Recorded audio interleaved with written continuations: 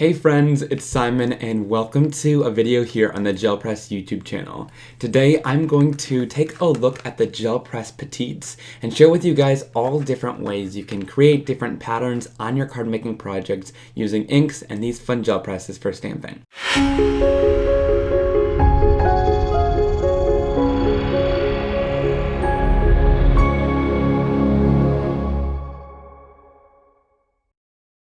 So these are some of the things we're going to be creating today with the gel press. As you can see, I made one using the butterfly here and also did a really fun pattern using one of the diamond shapes. And there's so many amazing things you could do with this.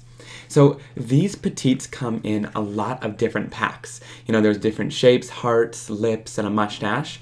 And then this one I found to be really cool too because you have different petals to make little flowers, a diamond, and also like a butterfly wing. And then there's different more geometric shapes as well, like circles, hexagons, and triangles. And I'll show you today with the diamond, but you can create so many endless possibilities of patterns with all of these different shapes in here. So let's jump into it with this pack first. I'm going to start off by using the diamond shape. And let's just go through what this kind of feels like. So if you've used one of the gel presses before, this is basically the exact same material as the gel press.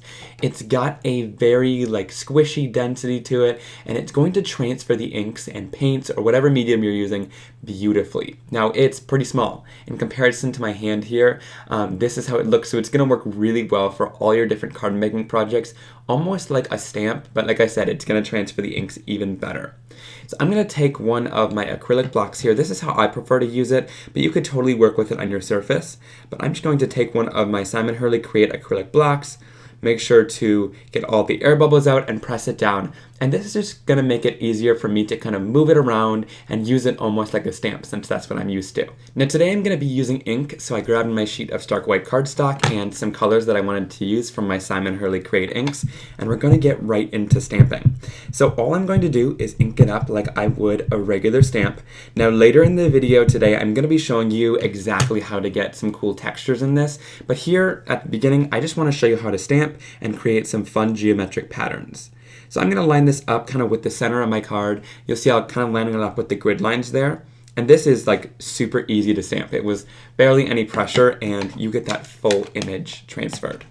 So now let's go in with Psych, which is my next color. I'm not even going to clean it off because so much of the ink transferred down, which is amazing.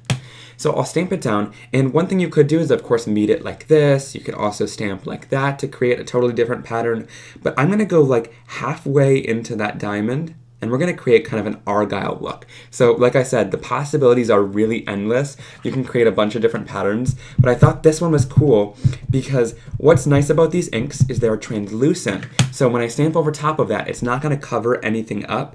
It's just going to create a whole new color wherever we stamp. So it looks like we used a darker green right here when really we're just stamping it with another light color. Now let's go in with a little bit of Crown Me to finish off this row of the design. And like I said, it is just transferring the ink beautifully, which is what I love about these gel presses.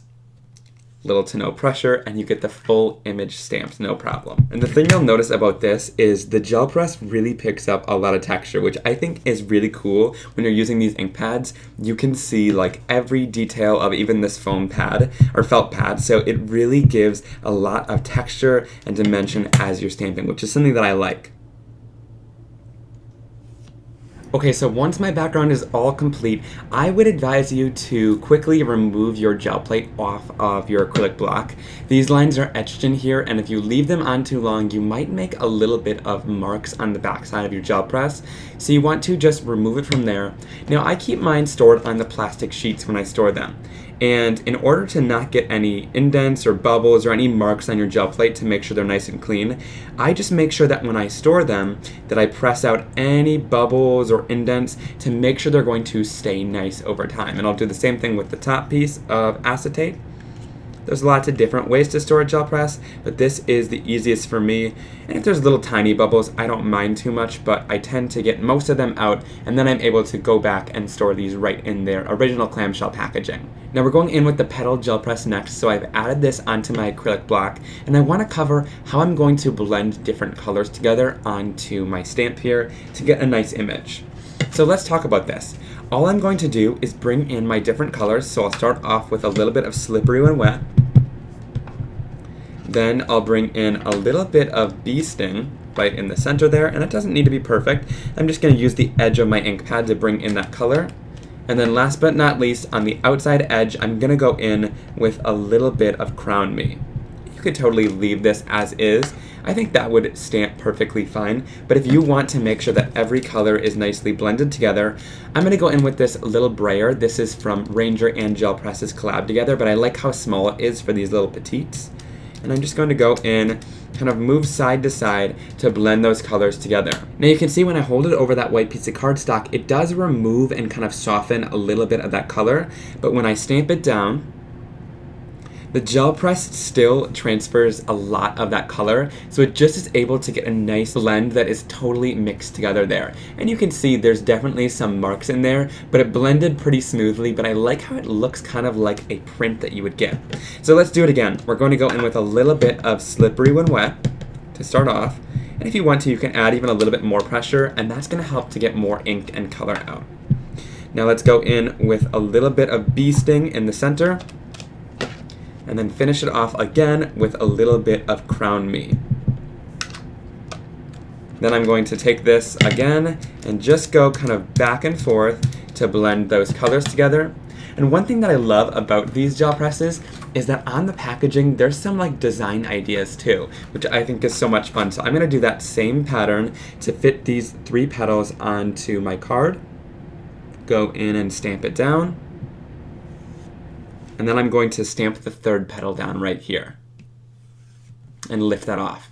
Now you could totally leave it like this. I think this is a really stunning card, but I want to add a little bit more to it and really take advantage of us using inks because like I said, they are translucent, so you're able to layer things a little bit more.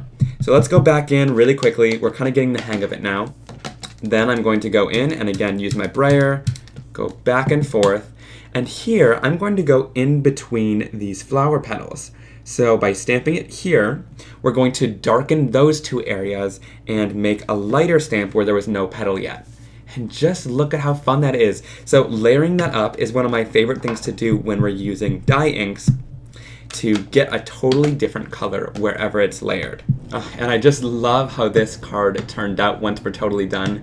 Taking advantage of those inks to layer this up looks absolutely stunning, but I love how these are just perfectly sized to fit on cards like that and to really layer up and create your own designs. And to clean your brayer off, all I do is just take the ink and brayer it off onto a separate sheet of cardstock.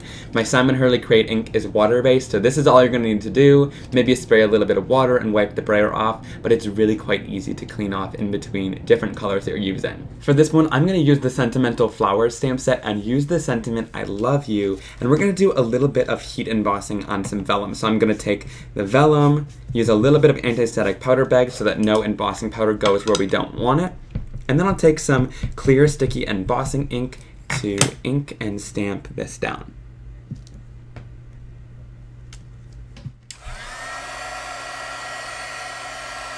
Alright, so here is that finished card. Of course, you could add more, but I just wanted the main focus of this card to be that beautiful, huge geometric flower that we created with the petal stamp, and I love that these little tiny gel presses can create some beautiful pieces of art like this when you pair them together to make a fun pattern. Okay, so I want to use this butterfly gel press next to show how to add a little bit of texture using your inks as well. And this one is also a little bit different because we're going to need to flip-flop it, which I'll share in just a second. Which is the cool part about these because you can use any side you want. So I'm going to do the exact same steps that I did just a second ago to blend these colors together. I'm going to use a little bit of Slippery When Wet. We'll use a little bit of Clear Skies. And then I'm also going to go in with some Crown Me right near the edges and kind of bring that in from the side. And I'm just using the corners of my ink pad to ink this up and not get too much ink on the stamp. So once I'm done with that, I'm going to take my stencil. I want to show how to add a little bit of texture. So this is my stained glass stencil from Simon Hurley Create, and I'm just going to kind of plop it down onto my gel press here. Now it's going to start sticking a little bit, and that's good because you want to not make it move at all. And I'm just going to take my rag and just go in here and kind of blot off any color that's showing through the stencil. Then I'll lift the stencil off, and you'll see we kind of transferred a little bit of color there, but there's still quite a bit of color left on our gel press. So I'm going to easily be able to go onto my paper and stamp this butterfly down. So here you're able to see we can get a ton of texture from that as well. It's not as solid or, really opaque as a paint transfer would be, but I think that little bit of texture in there makes for a really cool stamp, especially when you want to do a butterfly like this where they've got a bunch of detail in their wings. Okay, now this is where things get a little bit different for the second layer. So I'm going to take the butterfly wing and flip it on my acrylic block.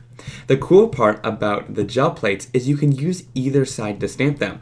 And since butterfly wings are a mirror image, all you need to do is lift it off your acrylic block, flip it, and put it right back down. And then we can move on with the exact same steps. We'll go in with a little bit of slippery and wet, some clear skies, and again, the more pressure you add to your ink pad, the more ink you're going to get out of it. So just keep that in mind if you want a darker color. And this step of the brayer I find to be pretty important because it helps blend the colors together, but it does lighten the color. So if you want to skip that step and try it without, you totally can as well. Now I'm going to go in again with my stencil. We'll press this down. I like to press it down enough so that it gets a hold onto the gel press and won't move.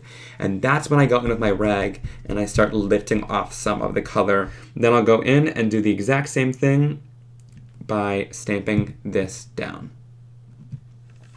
Lifting it off, and there we have our beautiful blend of color. So I just love how this turned out with both of those sides and getting that really cool texture. Now we can cut this out and finish it off by turning it into a card. Now to keep the background continuous, I'm going to go in onto a piece of prickly pear cardstock and bring in the same stained glass stencil that I used to make the texture on the butterfly to go in for some tone-on-tone kind of ink blending here. And this is going to create a nice subtle background, but it's also going to make that pattern that we use on the butterfly just carry throughout the card. All right, and for the peel of the stencil, so there we have that background with the same stained glass stencil, and I just think that's going to look absolutely stunning with the butterfly on it. For the sentiment, I'm using a sentiment from the Dudette stamp set that says, "You are so much stronger than you think," and I think that pairs together beautifully with the butterfly. So I'm just going to take my sentiment acrylic block and stamp it right down onto a scrap of my Simon Hurley Create Stark White cardstock. If I want a little bit more of an interesting edge onto my sentiment strips, I always bring in my Tim Holtz decal trimmer, and I just go in and chop off the edge, and then I get a little bit of kind of an easy banner edge to it. Okay, so to make this butterfly kind of dimensional, but also make sure that it's nice and sturdy, I'm going to add lots of tape runner to the center of the butterfly where I want it to lay flat. And then I'm going to add a double layer of foam tape to the wings. So these are able to pop up and really stick out off of the card without like flapping or getting ripped or anything like that. So that's why I really like to make sure that everything's still adhered down, but that way it has some nice dimension to it. So I've adhered everything together on the card, and I absolutely love how this one turned out. I just adore the texture that's in this butterfly gel press print that we took.